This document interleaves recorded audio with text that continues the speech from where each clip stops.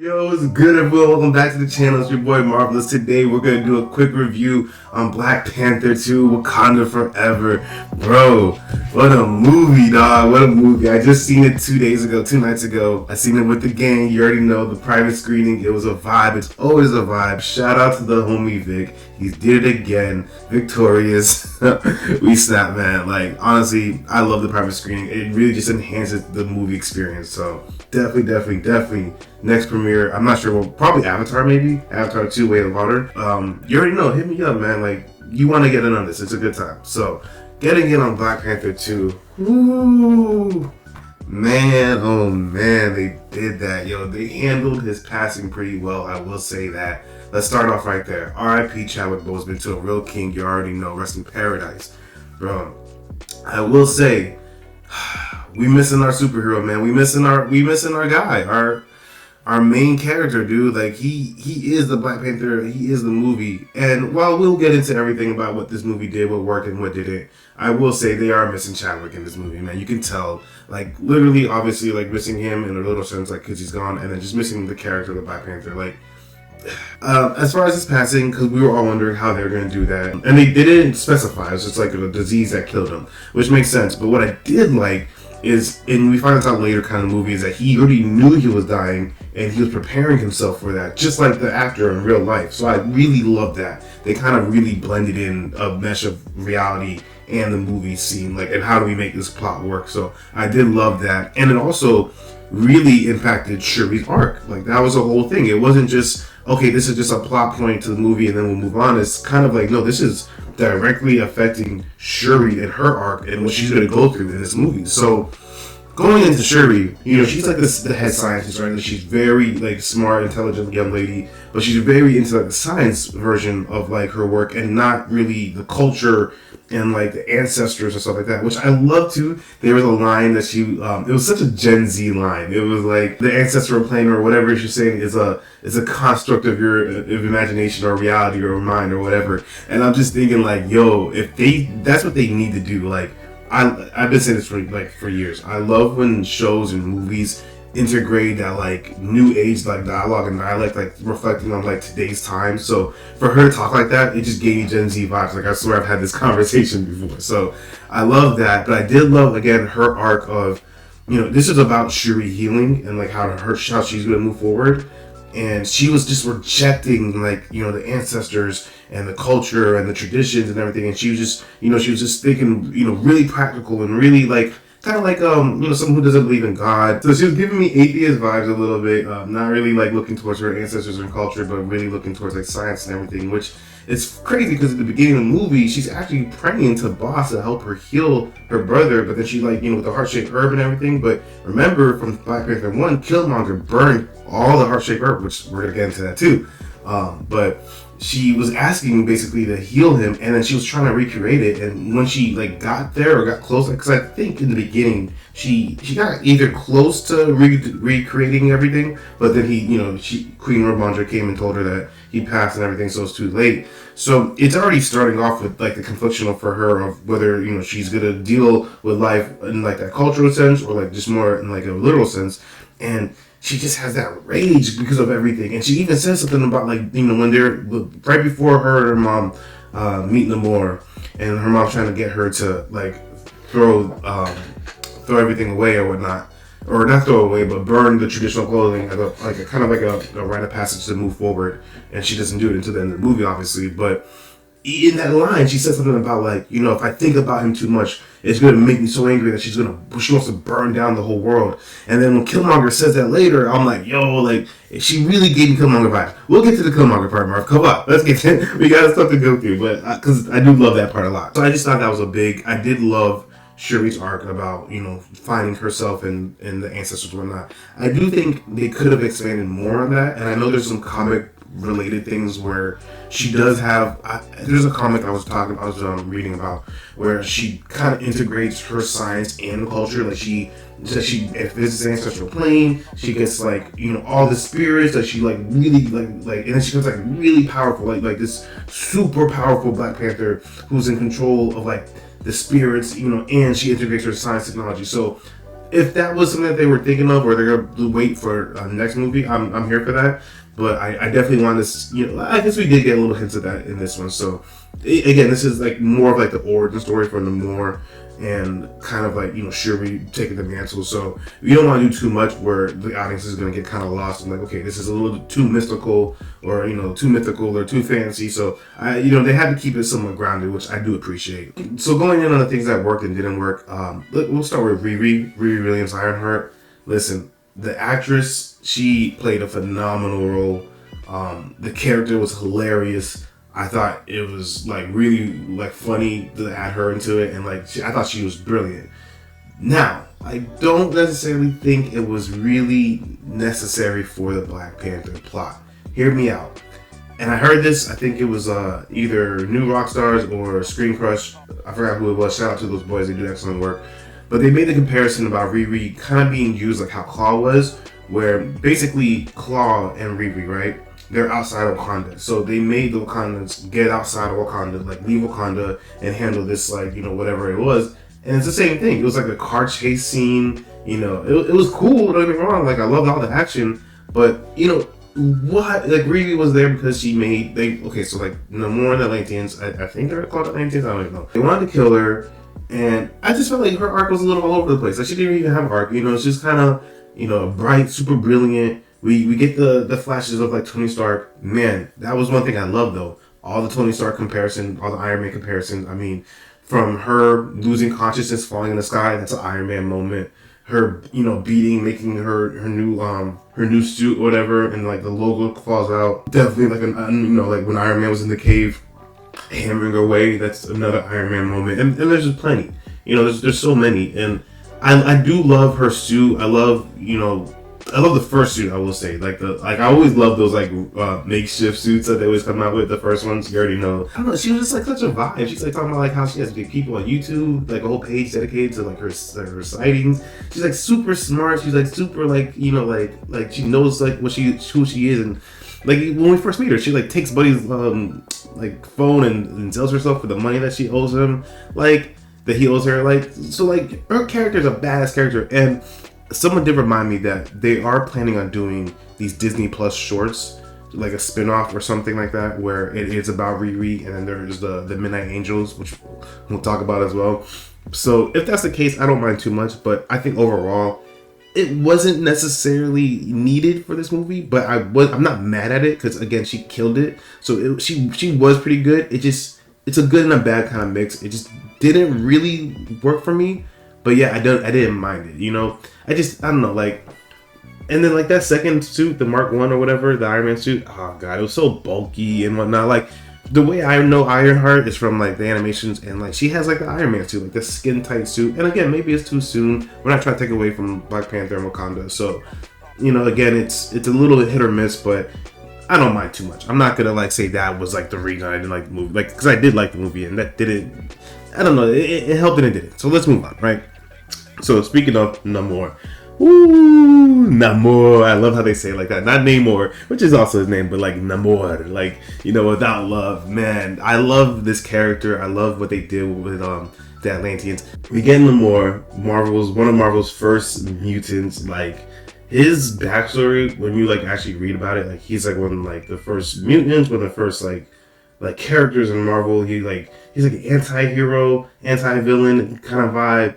He like joined the Avengers, but then like if things don't go his way, he's like against the Avengers. So he's like really like he's powerful, but he's there. He's not like just like a super bad guy, like just clear cut villain. Like he's kind of plays both sides, and you can see that in this movie because it's not like he really wanted to go to war. He just wanted to protect his like people. The whole origin story of him and his people. How we thought there was only basically like the heart-shaped herb, like that boss, Bashanga, like the deity had found. But clearly there was other, and who knows if there's any more like viburnum pieces, heart-shaped herbs anywhere else. So the fact that there was, that one, and then these people, I think they like basically praised like a rain god. And I'm not sure exactly, I would have to watch the movie again. I forgot how they explained it, but it just basically like turned them where they needed like water. So I love that. And then one of the people, they were kind of like Mayan, kind of like descended, which I also loved. There was obviously the woman who was pregnant with Namor, and she took the heart-shaped herb or whatever piece of it, and that, you know, kind of turned all of them into like the Atlanteans, like that near the water. But she was pregnant, so he became kind of like the hybrid, the mutant. I love that, right? Because, you know, we're finally getting mutants in the MCU. So, like, here we go. Like, there was clear cut saying mutant. Like, okay, he's a mutant, and he's got like little wings on his feet that let him, like, you know, which I also love because they talk about how it's not necessarily it's a rain god, and rain is basically water and the clouds. So it's like he's like the best of both worlds, able to like fly into the sky. But his character I do love. I am hoping to see more from him in the future, which I think they might, you know, incorporate him in another Black Panther 3, something like that. You know, he was fierce, he was strong, but he was also compassionate. He was also like able to show Shuri, you know, like Atlantis and like his people and like the beauty of it. Man, like, okay, let's talk about that. I love, first of all, how they turn from like blue in the outside world, and then when they're underwater, they're like normal looking. I thought that was a great touch. I love that. I love the city of Atlantis. It was like better to me. It was more practical and like, because if you've ever seen Aquaman in DC, if you remember, it was like, you know, beautiful luminescent lights. Like, it was like this whole thing, and it worked, right? It was beautiful. But seeing like their version of it, like more of like, kind of gave me like that grudgy, like, kind of like, you know, that Futuretopia kind of like look, but like underwater. You know what I'm saying? So that's like the vibe I got. What was something that was important that I felt like they could have done more about was the sun. Then more gave the power of the sun to his people. I thought that was epic. I'm like, bro, this guy brought the power of the sun underwater. Let's talk about that more. Like, I don't know, they could have expanded more on that to me. But just the whole like vibe of the Atlanteans, like riding on the whales' backs, like the little face masks that they had to breathe, like all of that worked for me. Like, that to me is like why I love watching like sci-fi and Marvel stuff, like, or any sci-fi in general. It's just little things like that really work for me. So I did appreciate Namor and the Atlanteans and their whole story, their origin. And again, I would hope to see more from Namor. I think he kind of killed it as like the semi-villain, you know, and then like, bro, I mean, he is the villain. Like, he killed the queen. All right, so we're gonna get into that part, right? So, okay, before we get to the queen, I will say, I did like his general, Atuma, that guy.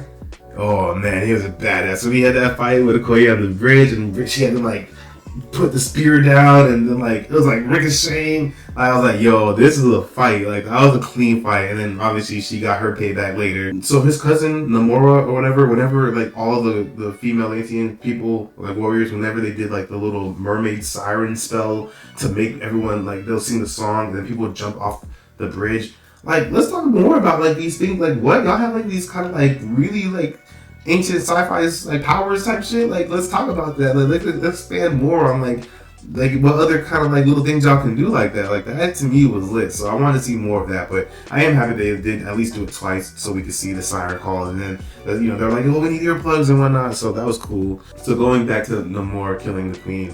R.I.P. to Angela Bassett. Yo, that was a twist I did not see coming. They got, or not R.I.P. to Angela, but, you know, R.I.P. to Queen Ramonda. I didn't see that coming at all. I'm like, bro, they already, you know, Chad's already gone, Black Panther's already gone. Like, you didn't think they were gonna kill another person in this movie, did y'all? I didn't think so. So they killed the queen, and that was an epic moment, because like, so basically, like, you know, again, for everyone who's seen it, you already know, you remember, he like, Namor like hits the spear on the window, and then he and they talk about too, like how he goes into the water to get more power. I think that was what he did, and then he came and then like basically like boom, like the throne room, like destroyed the throne room, like all the water. I think it was like water bombs or whatever, basically flooding the throne room. And it was the queen, and it was Riri, and the queen basically saved Riri, but you know, she sacrificed her life to do it. So she snapped, you know, RP to the queen.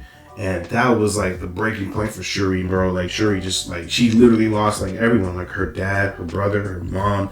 Like, bro, like that's tough, bro. That's so tough. So I thought that was really like dark for Marvel to do, which I love. I love them doing that. When he was flooded, like the whole battle of like him and flooding Wakanda, and like there was like that scene with the little boy, and like they're trying to save the little boy. Like, you know, it's like it felt like real practical. Like, oh my god, like this is what's happening. Like, you know, they're attacking, and like people are in danger, and the water's like flooding everything. Like, I really felt like that was like a really good approach to like, you know, put Wakanda in turmoil, and like faced with like, okay, that was just like their first attack. Like, he even said like, I can come back with like my full strength of my army. So like, that just felt like menacing and like tough enough. Like, wow, like they came in and they just effed this shit up real quick. I was like, wow, like, okay. Shuri basically goes through her arc trying to figure out like, you know, what she's gonna do, because now she's basically going to become the queen, but you know they need the Black Panther. She like learns to like, so she, you know what it is too. So she goes and she sees Nakia, right? And let's talk about this real quick. I love that they incorporate Haiti, right? Shout out to all my Zoes, you already know. But can someone please tell me in the comments, Mom, Dad, I know you might be watching, because I thought y'all taught me that it's IET, not Haiti, because they were stressing that H in the movie, and I'm not sure if that's like something that they like found out, they looked up, if they researched, if they talked to locals, like I don't know where that's from. I could have swore that, you know, obviously the correct, or the English way of saying it is Haiti, right? But like from what my parents told me, and again, Mom, you gave me the comments, I'm pretty sure it's like the way you pronounce it, it's like AYITI, where it's like IET. So it's like not, you know, the H, you don't really stress it. Like they were stressing the H, like Haiti. I even had to talk to my homie's girlfriend who's Asian afterwards. I think she's the first generation like me, but I was like, yo, like, is it Haiti or is it IET? I'm like, am I tripping? Like, so we had to like talk about that because I was like, I don't know. I think they were stressing it, but I am happy that they incorporate Haiti so much, and because that's what the first Black Panther did for me, was like combined like, you know, all the Black people around the world, whether you're Jamaican, African, Haitian, like it was talking about everyone. And then this one, they like specifically had scenes in Haiti, and which is also a big part of the, you know, the end. So we'll get there. But I really did enjoy and appreciate that they did do that. So shout out to y'all for including Haiti, man. Big ups to all my Zoes, y'all know. Shuri's on this whole path of trying to figure out, you know, who she is and, you know, what she still has to move forward as like Queen or Black Panther or whatever. Well, before that, so basically before, like, the Queen did reach out to, so Shuri gets captured, right? I know I'm skipping all over the place. Shuri gets captured by Namor. She's in Atlantis, and Namor shows her everything, so she gets compassion for, you know, the people of Atlantis and everything. Meanwhile, the Queen basically finds Nakia in Haiti, and is like, hey, I need you to, like, do your secret spy shit, go get my daughter, like, you owe me one type shit. Like, so Nakia goes, and she finds her, she goes down low, and she gets her, and then, you know, afterwards the Queen dies because they basically, and that was another thing too, yo, like Nakia kills the one like guard chick underwater, and Shuri wanted to save her, and I'm like, I get it, you know, it's a movie, but it's like, yo, let her save her, like we could have avoided this whole thing. And then like obviously she dies, Namor is triggered, so that's what happened. Namor goes and attacks Wakanda, and then like, yo, like basically like why your mom dies is like, you know. So but again, it's a movie, right? So like we gotta roll with the punches. So Namor gives her a present from her mom, which is like a bracelet that contains slivers of like their heart-shaped herb or whatever. So then Shuri takes that and synthesizes it. She does her little lab and her equipment and science thing, and she basically recreates it, and then she takes it. So this is the part where we're all like, yo, this is part in the theater, in the private theater, yo, this part was lit, because we're all like, so she takes the heart-shaped herb, you know, and I'm just, in my head, I'm just like, wake up the child. Like, I'm just thinking of that moment. But she takes the heart-shaped herb, and then she gets transported to the ancestral plane. Here we go. The girl who doesn't believe in it is now here, right? And she's like, she's in the throne room, because it's like, it's basically the flooded throne room where her mom dies. And she's like swimming up. And I'm like, man, like, this is powerful. I'm like, you know, we're all thinking she's going to see her mom, or they're going to have some kind of like Chadwick, Black, maybe. In my head, I'm not gonna lie, I was thinking, even before the trailers and everything I've seen, I was already thinking of this kind of moment, and I was thinking that like maybe we would see like a Black Panther, like an actual literal like panther, like animal, and not but like it would be represented as Chadwick. So I thought that was a route they're gonna go. And then when she was climbing through the water to the throne room, I was like, okay, she's gonna see her mom, right? But who did we get? We got that boy, Michael B. Killian Jordan. That's what I'm calling him. He's Killmonger now. I mean, Michael B. Killmonger now. Like, nah, but for real, Killmonger, he was a look too. He was wearing the white. He had the long dreads. I'm like, bro, because I didn't think we was going to get him in this movie at all. Like, maybe like at the end or something, like a credit scene. But for him to be the one that she sees makes total sense. Because even in the trailers, we see a glimpse of Shuri's Black Panther outfit, and it's gold. And I don't know why I didn't think the question, like, why was there like little hints of gold?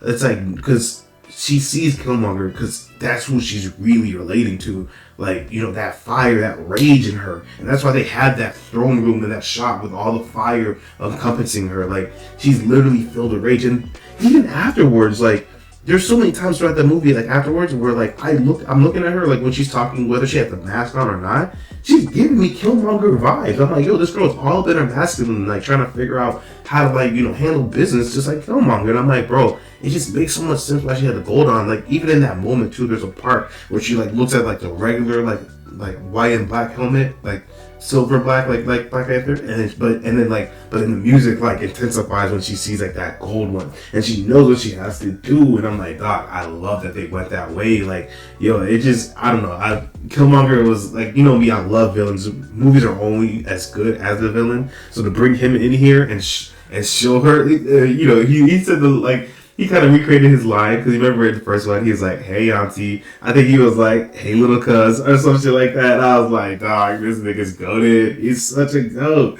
So for him to be in here and like show her that like, yo, we're not so different, definitely hit. I was like, yeah, that's a hitter. That's a bigger. Like, I definitely love that. I love that part. So Killmonger did that. And see, after this part, after the Killmonger part, it just didn't, there's certain moments that just didn't feel like impactfully big to me. After she defeats Namor and she's like on like whatever flying thing back to the ship, and she's like, Wakanda forever. I didn't really feel that, you know? And then like going back a little bit with the Midnight Angels, like, okay, that's another thing I guess they were setting up for like the, you know, Disney Plus show or whatever they're gonna do. And I know it's comic book accurate, but I don't know, like, y'all couldn't change the color of the outfits to like the red and gold Dora Milaje look. Like, it just was like a little weird that it was also blue and y'all fighting blue people. And they had like the suit had like dread kind of things, but like I didn't see that in action at all. Like, I don't know, like it just, I don't know, they could have gave me more on it, like how, like, you know, Okoye kind of like repressing it at first because it's just not traditional to her, and then basically like when she learns it, like not only like it's like a little mixture of both, right? Like how Shuri has to go and like learn her roots and ancestors' culture, and but like, you know, she brings in like the science. I wish they kind of would do a reverse where like Okoye, you know, has to learn a little bit of science while like obviously like she sticks to her traditional roots, and like they kind of like have a gel of both. Like that would have worked for me. So there's a lot of things I would have, like, you know, loved this movie to do. It was 2 hours and 40 minutes. It felt like it could have been longer, honestly. But I know we live in a world today where, like, people's attention spans are so short, so they can't even stay in a movie for that long. But I really wish, like, I would love to see, like, an extended cut. I would love to see all the deleted scenes, because I do feel like this is one of those movies where, like, all those extra little, like, things to flesh out characters and flesh out the plot and add more would definitely enhance this movie. But it is what it is, right? It's still a good movie in my opinion. So with that, I will say I give the movie an 8 out of 10. I think the original Black Panther, first Black Panther, was a 9 out of 10.